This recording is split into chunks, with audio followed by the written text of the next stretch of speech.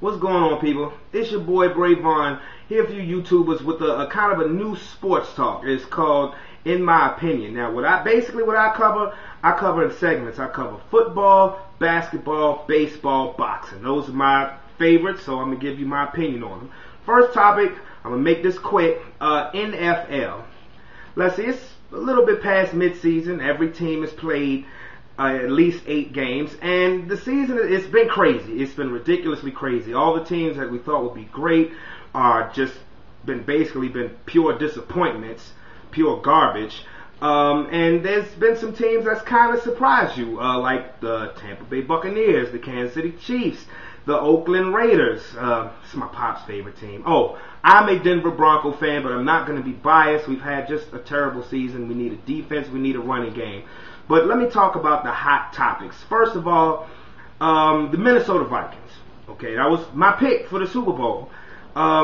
It just hasn't, it hasn't clicked yet. You sent 3 people on a search and recover mission to bring Brett Favre from Mississippi back down to Minnesota. Okay, so far that hasn't worked. Even though he pulled one out of the hat against Arizona. You trade for Randy Moss, which I was like, oh my God, that's gonna be great. That's gonna be awesome. Moss, he turned back into a prima donna, a diva. And so then you got the coach who right now everybody hates, including the owner. So Minnesota, they're 3-5. That division is still open. The next couple of weeks is going to make or break their season. The New England Patriots, they're basically doing what the New England Patriots do. Bill Belichick, Tom Brady, they always seem to have their act together. Moss, no Moss, whatever. Both New York teams, you could honestly, truly, possibly see an all New York Super Bowl. The Giants, they're becoming to get scary. They're getting scary. The Jets, for all of the hoopla in the offseason, they're probably the only team that has backed up everything that they talk. Rex Ryan, some people like him, some people hate him. I think he's a pure genius. The Hard Knocks was genius because that's really just a recruiting tool. The Bengals, the Divas, T.O. and Ocho, T-Ocho. It's really just turning into T.O. because where's Ocho Cinco been? I mean, he must still be looking for his perfect catch, while T.O. is just pretty much being T.O.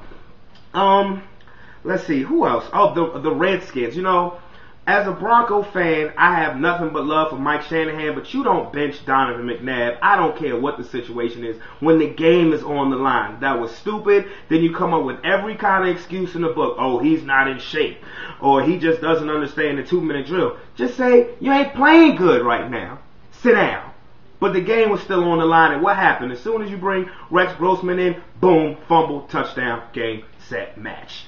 The Falcons, I still think the Saints are going to take that division, but Matt Ryan has proven to be worth the money. Philadelphia, Michael Vick. First of all, Andy Reid should have never got rid of Donovan McNabb, in my opinion.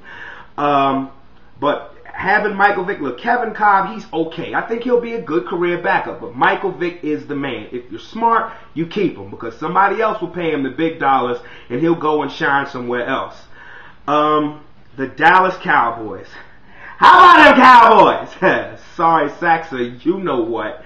Okay, first you fire your coach today. Why? Why you gonna fire him now? You're 1-7. Your season ain't going nowhere. You suck. Fire the whole team. Because really, it ain't the coach's fault that the defense ain't playing like nothing. He calls the plays. It's up to the players to execute. You know what the real problem is? In my opinion, the real problem is Jerry Jones, the owner. He needs to, I can respect him having a passion and wanting his team to be great. But he has to understand that he just needs to own the team and bring in a coach, a no-nonsense coach. That's what he's afraid of. Ever since Parcells, ever since Jimmy Johnson, the 2 coaches that was not afraid to tell him, look, sit down and let me do my job. He's had nothing but a bunch of yes men. And where have they gone? Nowhere. 1 playoff win since 1996.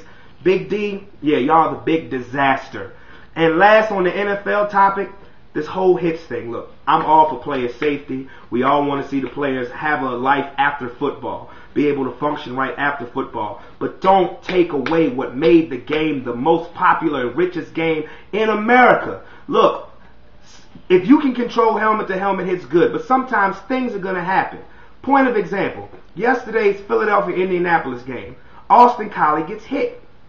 He gets knocked out. But they're going to call personal foul, defenseless receiver. Now, if you watch that tape, the man catches the ball, takes 2, almost 3 steps, covers himself to protect himself, gets hit. The player, Kurt Copeland, leads with the shoulder.